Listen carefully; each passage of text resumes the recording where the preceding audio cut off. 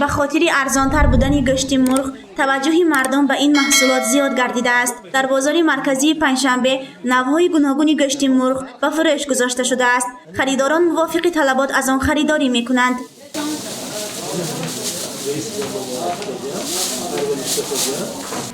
Beynalol beçten kıymat belki ama importki medalat emcive jormeşa belki ama ki balawa kremondaki. Biz ses onu joydori خودمو.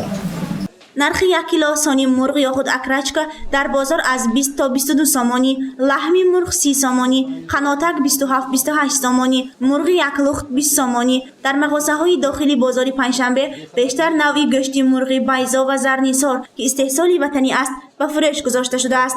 کامل عویزف فروشنده بازار بوده میگوید که گوشت مرغ وطنی نرخش با گوشتی از خارج وارد گردیده برابر است. در این بابت خریداران گاه اعتراض هم میکنند که چرا نرخ گوشت مرغ وطنی از گوشت وارد گردیده قیمت‌تر است. خریداران گامیزن که این خودمو میگه میگه. بگم خیلی ترانسپورتیون میوای نیست، دست خودش نیست، دست مشکش نیست ایننده. چه اینکه بلاوا که مونتون مو پرتنزی میکنه. به حوزه خلق حوزه همین نگاه کنوس.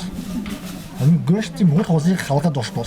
عبدالغنی پاچایف رئیس تشکیلات جمعیتی صاحبکاران بازار مرکزی پنجشنبه ابراز نمود که با طلبات زیادی مردم واردات گوشت مرغ نیز به بازار افزوده است. نوع‌های گوناگون گوشت مرغ را صاحبکاران از مملکت‌های ایران، ایالات متحده آمریکا و روسیه وارد می‌سازند. در حقیقت در همین شب روز خریداری گوشت مرغ پرنده، همین مرغ‌های پرنده خریدارش بسیارتر شد. در حقیقت بازار ما هم واردات زیادتر شده ایستاده است. چون که ما می‌دانیم نرخ گوشت کم ترکک بالا رفتگی حاضر به وقتی اینجا باشدن. همون به اکثر عائله‌ها گوشت پرنده استعمال کردن برده ایستاده خانه‌شان به کارفرمایان، اوقاتشان به کارفرمایان، خوراک پزیشان به کارفرمایان ایستاده اند. گوشت مرغ اصلا غذای پرهیزی بوده از نگاه طب به ارگانیسم انسان فایده دارد. آن را دکتران بیشتر همچون غذای سبک برای بیماران روده و معده توصیه می‌دهند. گوشت مرغ کالری ناکی خود را دارد که در ترکیب آن مقدار زیادی سفیده، روغن و دیگر ویتامین‌ها موجود است.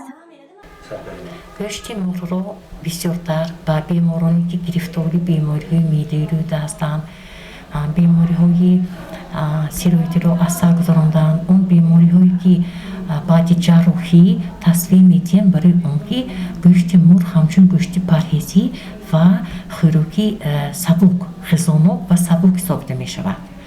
چون که در ترکیب گوشت مرغ بسیارتر سفیده ها موجودند که همچون حذف کنی طعام را تیزتر گردانده غذایی سالم برای بیماران حساب می شود. اگر آن مرغی که خود ما در خانه پرورش کرده آن را خودمون استعمال میکنیم باز هم بسیارتر این اهمیت کلام دارد. آن مرغ‌هایی که در خانه نگاه بین کرده میشوند بیشتر دام، کبوتی و غذاهای طبیعی را استعمال میکنند، ولی مرغ‌هایی که در فابریکه ها پرورش می‌یابند طرز استعمال خوراکی آن دیگر خیلتر میباشد. این است که آنها نسبت به مرغ‌های خانگی جسماً کلان و فربهند. گوشت مرغی که ما در خانه خودمون با دستان خودمون پرورش کردیم این از همان سبب بسیارتر غذانو میشود که ما باید بسیارتر اون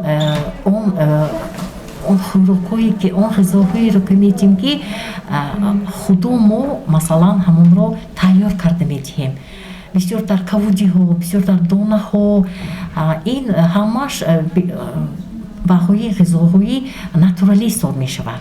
این که خود ما با دستان خودمون انکون اون مرغ‌هایی که در فابریکات تیار کرده می‌شوند من بسیارتر اونها حالتی سخت، حالتی یخ کننده دارند و